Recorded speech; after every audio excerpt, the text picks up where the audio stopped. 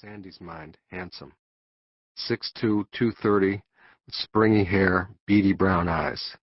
Plenty strong.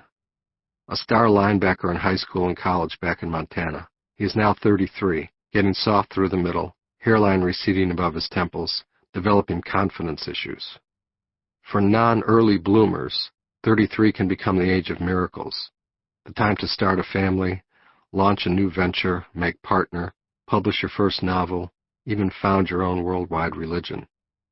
For the last couple of years, though, Rick's been afraid that his best days are a decade behind him, and he desperately needs to make sure that he proves himself wrong. Because what the fuck else is he doing here?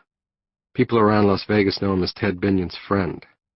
They met manning side-by-side urinals at Piero's, and since then they've partied at Delmonico's, the Voodoo Lounge, and plenty of strip clubs together, both with and without Sandy Murphy. When Ted needed a place to stash 6 tons of silver bullion, he hired Rick's company, MRT Transport, to dig and construct a secret underground vault on Ted's ranch in Pahrump. They used an MRT truck to haul the bars of silver from the Horseshoe's vault out to the new one, along with a few $1 million worth of rare coins, paper currency, and $5,000 horseshoe chips. Rick and Ted, in fact, are the only 2 people who know how to get at that vault. The ranch is now managed by Rick's latest partner, Boyd Matson, and its front gate is guarded by peacocks. The peacocks were Teddy's idea. The story gets better and better, then worse. Much, much worse. Less than 10 minutes ago, for example, Rick and Sandy tried to have sex alongside, even for a regrettable moment or two on top of, Ted's handcuffed torso.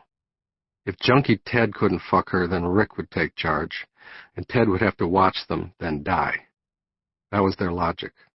Or, more accurately, their syllogism, if either of them knew what that word meant. Ted knew. When he wasn't out, or back home, raising hell, he read books and magazines as though his life depended on it. Civil War, Western history, biographies of Sherman and Grant, Carl Sandburg's biography of Lincoln. He loved local and national politics, public television, the History and Discovery channels. He even loved reading the dictionary. So exactly how had a smart guy like him gotten himself in this fix?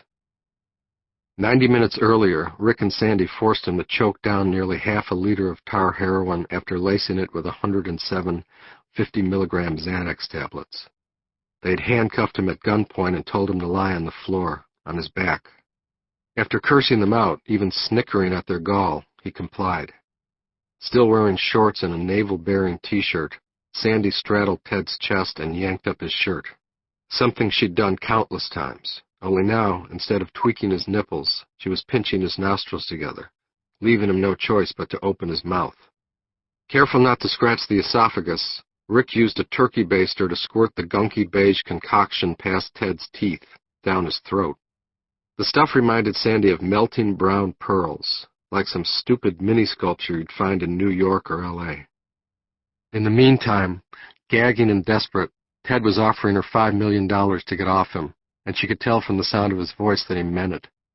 He'd pay her. They could kill Rick right now in self-defense, then get married, have a baby, a girl baby maybe, named Tiffany, and never even have to talk about this crazy Rick bullshit again. All she had to do was take the 9mm pistol they both knew was hidden in the bench of her white baby grand piano and blow Rick away. Ted and some cops had taught her to shoot at that range. And later she'd practiced on bottles and cacti in the desert. Ted was begging her, calling her baby. That hurt. Sandy's outward response was to smirk, glance at Rick, shake her head. Even so, she was tempted. As Ted kept on pleading, her jangly nerves made her cackle and pick up a cardboard Halloween goblin. The goblin, with R.I.P. stenciled across the front in white lightning letters, was left over from last year's trick-or-treat decorations, and she thought it might add a nice touch. That's why she tossed it onto the sofa last night in the first place.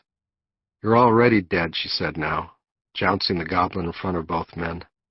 Even Rick, who had beaten and tortured people before to get money, was taken aback by the ghoulish dementia of this weird cardboard Totentons.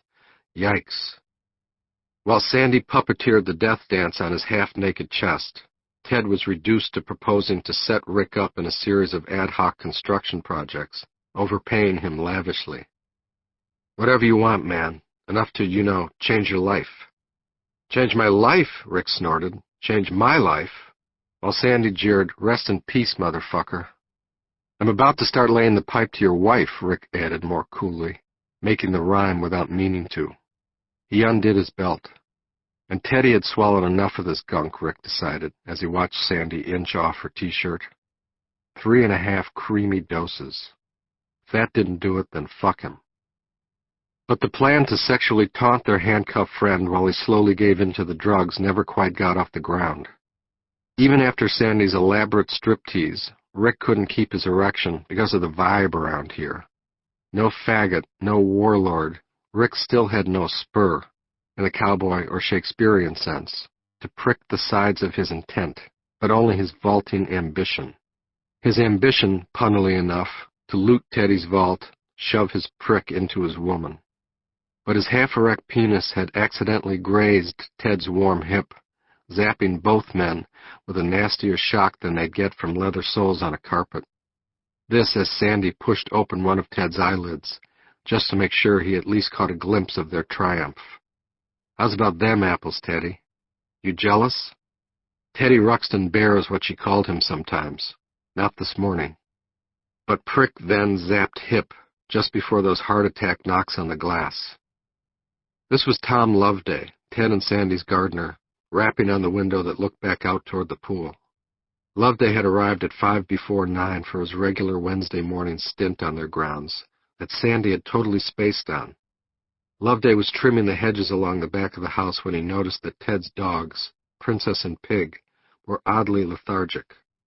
Instead of bounding up to meet him as usual, they stayed hunkered on the patio, whimpering. Loveday had already sensed something was off because the drapes of Ted's den were pulled close for the first time in the 12 years he'd worked here. Shielding his eyes from the glare, he tried to peer into the den while rapping a knuckle against the warm glass. He couldn't be sure, but he thought he heard 2 muffled curses. So now, using the thumb and index finger of his left hand, it is Rick who holds Ted's nostrils together, using his right palm to clamp the mouth shut, his knees as a vise for the head, while Sandy compresses the lungs and chokes off the windpipe. Even in his opiated and oxygen-deprived delirium, Ted flops and arches his back, bucking so furiously that Sandy slips off him. Climbing back on, she's a little freaked out that, despite what Rick promised, doing Ted has become kind of unpleasant. Rick, for his part, would love to just beat Ted to death with the butt of one of his pistols, but he knows that the marks would defeat their own purpose. This begs the question, of course, of how the threat of a gunshot or two had persuaded Binion to submit to the cuffs, not to mention his shivering embarrassment at the discovery and use of one of his sex toys. Should have let them shoot me, Ted realizes now. Would have had a better chance of making it through this and watching them pay. He also understands that because it was only yesterday that he himself scored the heroin and filled the Xanax prescription, a coroner may well declare his death an accidental OD or, worse, a suicide. The previous evening, Ted had instructed his estate lawyer, James Brown, "Take Sandy out of the will if she doesn't kill me tonight. If I'm dead, you'll know what happened." Yet there may not have been enough time to execute the order. Even though he'd given Brown the word, didn't testamentary amendments need a third-party witness to be legally binding? Plus, Brown might have thought he was kidding. Ted changed his will all the time, and Brown often gave him a couple of days to cool off before bringing him papers to sign. Ted's net worth is between $50 and $70 million, and with Oscar Goodman representing her, Sandy might wind up with all of it. She was already getting the house and $300,000 in cash.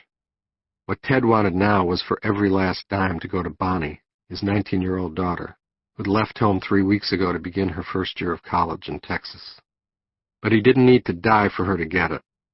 Digging his bare heels into the carpet, Ted bucks and thrashes with all he's got left, causing Rick and Sandy to step up their efforts. "Change your life," growls Rick under his breath, viciously twisting Ted's nose. When the meat of his thumb gets smeared with wet mucus, it pisses him off even more. "That's right, you decrepit old fuck."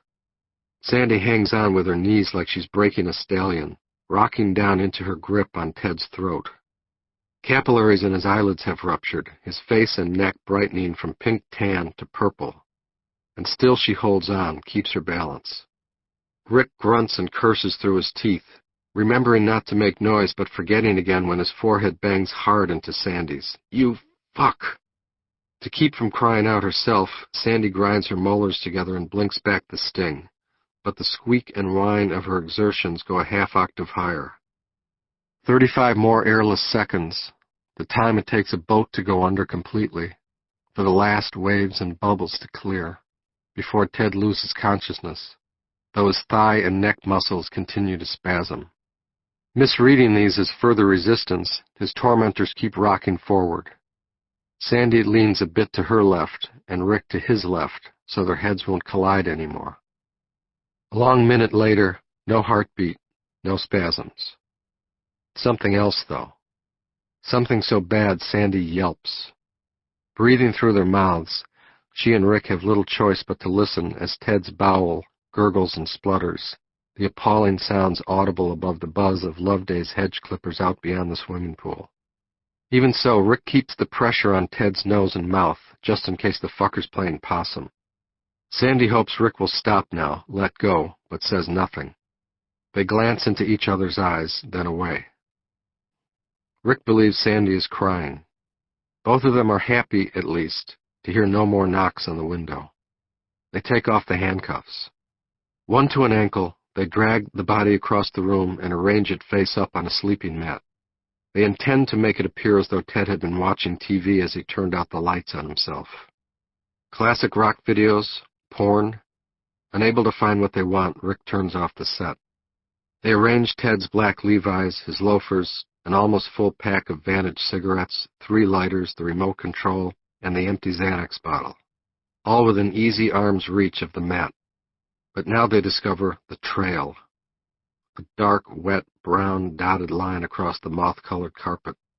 At first, Tabish thought it was gunk that had spilled from the baster, but no. Murphy understood right away. Another thing creeping them out is that Ted isn't moving. At all. A volcano 2 minutes ago, now nothing. Extinct. The stillness and silence make them leery of even glancing in his direction, yet how can they not? Tabish has personally never seen the cocksucker looking so dignified. To Murphy, Ted seems, what is the word for it? Regal. "Your boyfriend is leaking," notes Tabish. Murphy laughs, catching herself. "Not funny," she says. It takes them a good 20 minutes to expunge the dark trail, no soap, just a couple of rags and warm water. But they won't be able to tell how thorough they were until that area of carpeting dries. Murphy composes herself, calls the housekeeper, Mary Montoya Gascon. Adopting her lady of the house persona, she tells her maid not to come to work today because Ted isn't feeling well. Trying to think even further ahead, like a lawyer, she asks herself, isn't that technically accurate? Out in the garage, they empty Ted's safe of jewelry and cash, his collections of coins and paper currency. Everything. But something's not right, Tabish thinks. What's wrong with this picture? Then, whoa baby, I've got it. He fishes around in the jingling booty and plucks out a mercury dime. Grinning in spite of himself, he places it heads up, dead center, on the safe's middle shelf, a token of his gleeful contempt. To round up the rest of the loot more efficiently, Murphy snatches a couple of pillowcases from the linen closet next to the dining room. She tosses one over to Tabish, and they ransack the rest of the 8,000-square-foot house, searching high and low for bundles of currency, jewelry, vials of loose diamonds, tubes filled with old silver dollars that Murphy knows Ted kept hidden at home, though she didn't always know exactly where. Teddy never trusted banks, hated bankers. Weasels, he called them. What he trusted were gold coins and bars of silver, though he usually kept $250,000 or so in $100 bills stashed in the outboard motor of the fishing boat parked in the garage, and she dashes back out there to jimmy it. Bingo. Once Loveday departs, Murphy drives Tabish to the MRT lot over on 6th Street, where he'll commandeer the earth-moving equipment he needs to dig up the vault in Pahrump. Adios, he says, kissing her. Love you. Love you too. Her forehead still throbs. She's exhausted.